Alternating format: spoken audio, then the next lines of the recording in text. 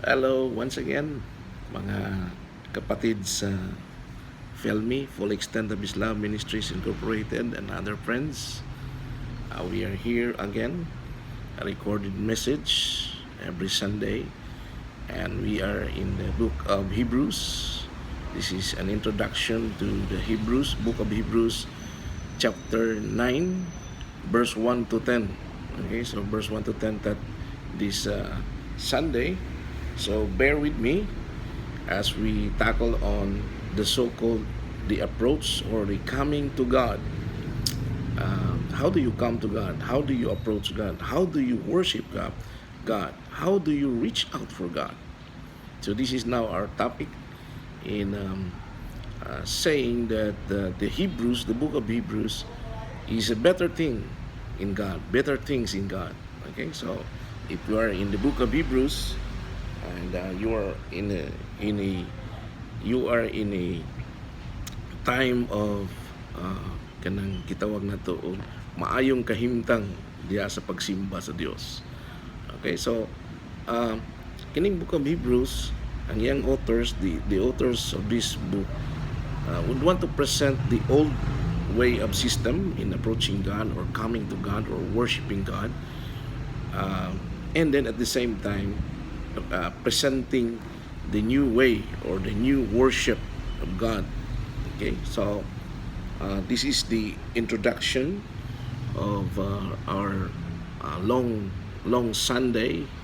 Kanang gitawag na to pagwali na to, paghimo na to og kanang sermon nato sa atong mga katawhan. Okay, so it's May 17, 2020.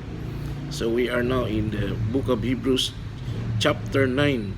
Okay, so the first point that I wanted you to know in our kanang gitawag na to old system of coming to God, the old system in coming to God, the old ways in coming to God, the old worship in coming to God. We have the point number 1 is letter R, duha ka R, no? Recorded and regulated. Okay, so recorded siya, at the same time kanang gitawag na to og regulated.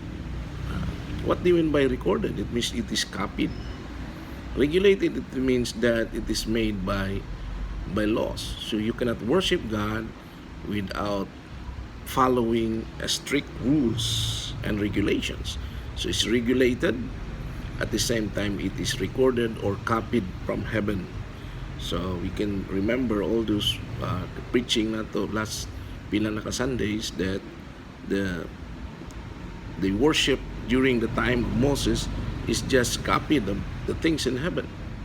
Okay, so itong mga fixtures, mga gitawag na to tent of the meeting, and even it is repeated in the book of Hebrews. And so we are now again we are presenting to you the old system again. Okay, so in verse 1 it says here the first agreement or the old covenant, the agreement or old covenant include rules about how people should worship God. Look at that. Okay, so it is regulated and in how to worship God, and it is also included a special place for people to worship God on this earth. Okay, so there is a place of worship, no other place but the tent of the meeting or the kitang gitawag na to tabernacle of Moses during the time of Exodus, and the time of Solomon it's the temple, and the time of Jesus is the temple being refurbished, being rebuilt. Okay, so it is regulated. It includes rules on how to worship God, and also there's a special place only to worship God, and because it is being said by God that you need to copy this Moses.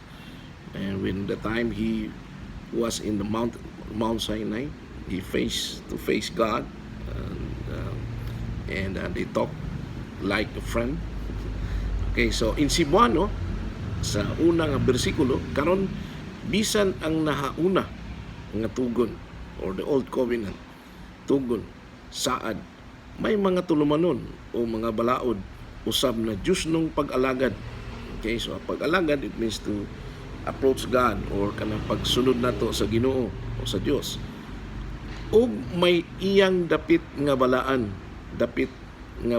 niini nga kalibutan. Okay, so dinhi lamang sa kalibutan makahatag o pag-alagad kaning lugaraha lamang, no, kanang gibutangan o gitawag og tent of the meeting o katong tulda ni Moses dito sa kawanangan dito sa dili kanang gitawag nato o kamingawan, kamingawan. Okay, so there's in English kuan here kanang gitawag nato kanang author's note. Verse 1, this is to show how much better the new agreement is. It's okay. The author writes first about the old agreement. Look at that. The old agreement included the rules about worship. That is how to praise and honor God. And this was to take place in a special holy place. Its use was only here on earth and not in heaven. Okay, so specialized on earth yun. Dili pwedeng makaabot sa langit. Yung diniregyod sa kalibutan, unya kupya ni gikan sa langit. Okay, so dinirla sa kukutob para nga human na gining ato ang unang nga puntos o atong introduction. Okay, sige, so see you in the next video clip.